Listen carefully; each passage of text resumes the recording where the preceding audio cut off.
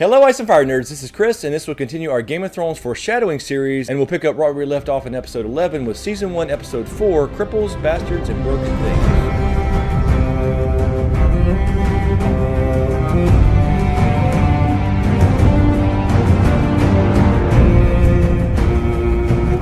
Alright, let's pick up right where we left off, and we have in the following scene, Dany and Jorah heading to Vas Dothrak. If my brother was given an army of Dothraki, could you conquer the Seven Kingdoms? The Dothraki have never crossed the narrow sea. They fear any water their horses can't drink. But if they did...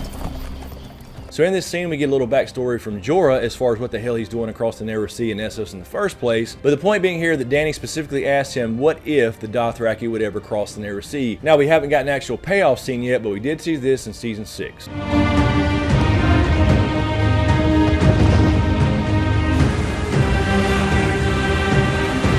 So she does finally get the Dothraki to follow her due to her strength in season 6 and forget about the damn poison water the horses won't drink. And now we'll probably get to see a payoff scene in season 7 as far as how they'll actually do in war. And in the next scene we have Daria and Viserys having a little bath time. They call you the last dragon. They do? You have dragon's blood in your veins. Yeah, nothing particular here. It's just, you know, it's Daria in a bathtub. That's all we need to see. I ain't heard a word they said. No, I kid. There are some things here in this scene, and the first one would be...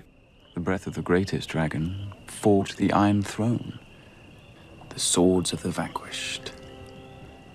1,000 of them. Melted together like so many candles. No, Viserys, there's not even close. You're exaggerating there a bit. Maybe in the books, yeah. In the books for sure. But in the show, no. There's barely 200. I think Littlefinger counted them. 1,000 blades, taken from the hands of Aegon's fallen enemies, forged in the fiery breath of Balerion the Dread. There aren't 1,000 blades. There aren't even 200. And then, of course, we have Daria telling Viserys... I have always wanted to see a dragon. There's nothing in the world that I would rather see. And of course we know later on that dragons are in fact born, and we have this little scene here. Dracarys.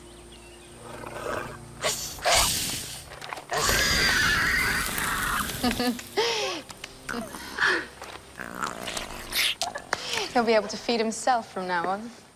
Daria also tells Viserys some things she's seen in this world. What have you seen? I've seen a man from Ashai with a dagger of real dragon glass. So she said she's seen a man from Ashai with a blade of dragon glass, which makes us wonder at this point in the story what the hell is dragon glass, but it seems to be important, and of course we see this later. It's been here a long time.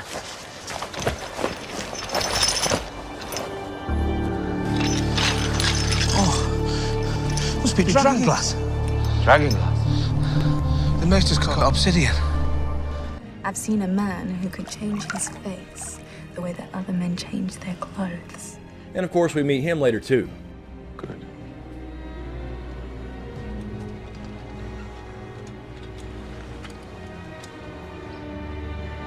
Farewell, Arya Stark.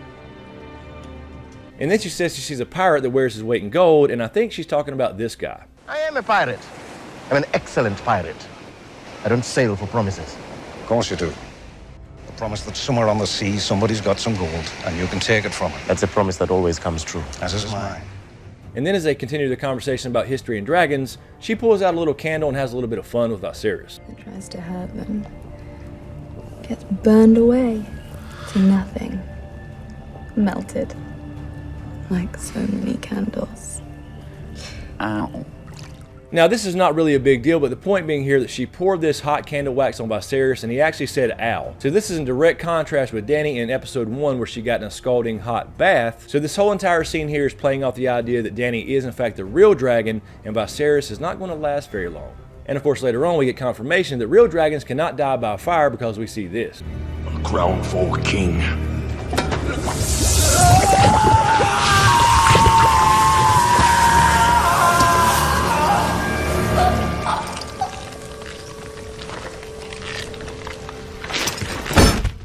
He then goes on to tell Daria about some dragon history because he's been taught a few things, but the point being here that after he names off all these dragons, in the end he really doesn't give a fuck about dragons. Dany obviously does. She's infatuated with her dragon eggs at this point already, and it just continues this whole entire theme here of who the last dragon really is. In our next scene we have Sansa and Septa Mordane having a little conversation as they make their way through the throne room. Someday your husband will sit there, and you will sit by his side.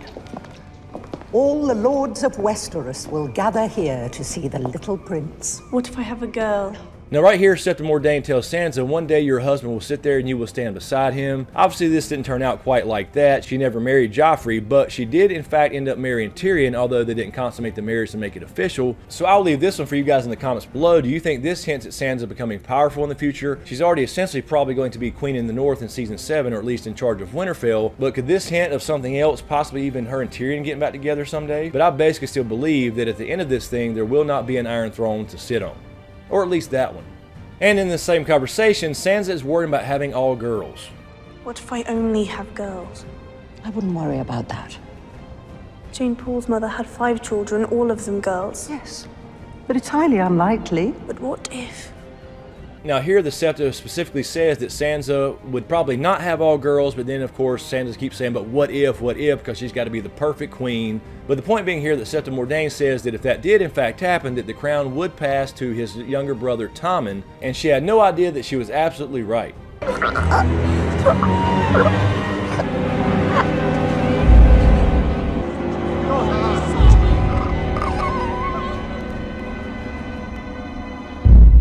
Okay, I know you guys love seeing that scene where Joffrey chokes to death, so I'll play it a couple more times.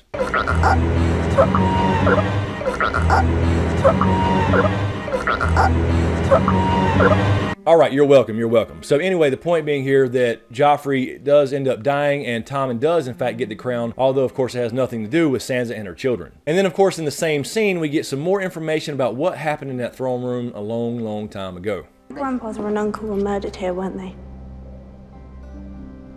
They were killed on the orders of King Ares, yes, commonly known as the Mad King. Why were they killed? You should speak to your father about these matters. So Sansa's talking about here that her grandfather and her uncle got killed there, and that makes us start to question this thing again. We've already heard it from Ned previously in previous episodes. So this starts to give us a little bit more intrigue about what the hell happened in the throne room, what the history of that is, and of course that was the death of Brandon and Rickard Stark, Ned's father and brother, and that's the event that started Robert's Rebellion, although that does certainly tie back into Lyanna Stark because that's why Brandon and Rickard went to Mad King Ares in the first place, to get her released. So at this point in the story, it adds a little more intrigue to the Starks, what went down in the past, and why Robert is still called the Usurper. And then of course Sansa, being the brat she is, says this. I don't want to speak to my father, ever. Sansa, you will find it in your heart to forgive your father. No, I won't. So she'll never forgive her father for killing Lady, I suppose, and she never wants to talk to him again. I bet you feel like shit now, Sansa, for not saying thank you for that doll your father bought for you. Alright, in our next scene we see Ned heading back to his office and he sees Arya balancing on one toe. Tomorrow, I'm going to be chasing cats. Cats? Sirio says. He says every swordsman should study cats. They're as quiet as shadows and as light as feathers. You have to be quick to catch them. He's right about that. You have to be quick, etc. And Ned said, you got that right, so could he be talking about this?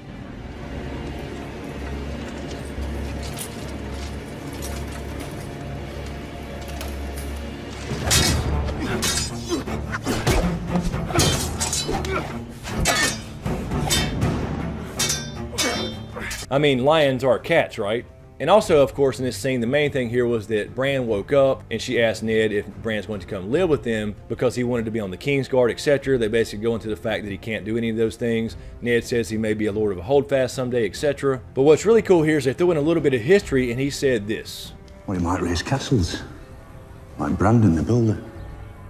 So he says that specifically he could raise Holdfast like Bran the Builder did. A lot of people think that perhaps Bran the Builder is in fact the same Bran that we know some way or another. Now, I don't totally agree with this. We talked about this a little bit in Q&As that James and I did, and maybe a little bit in a Dragon Raised by Wolves series. Although I think it'd be pretty cool for Bran to be responsible for both raising the wall in the past and making the wall fall down, likely in Season 7. I don't see how he can manifest himself physically to be Bran the Builder, although I do think he could possibly influence Bran the Builder in the past to build the wall in the first place, so that way Bran will be both responsible for building the wall and probably bringing it down in Season 7 if that happens. But then again, Ned said that Bran could sit on a King's Council one day. He could be talking about Jon's King's Council now that he's King in the North, or in fact a Queen's Council if Dany ever becomes Queen of Westeros. Alright guys, that'll do it for this episode. I'm going to try to keep these a little bit shorter and a little bit sweeter so I can continue to upload damn near daily. So again, as usual, thank you for all the support, especially to you guys on Patreon. And as usual, a quick shout out to my executive smokescreen producers,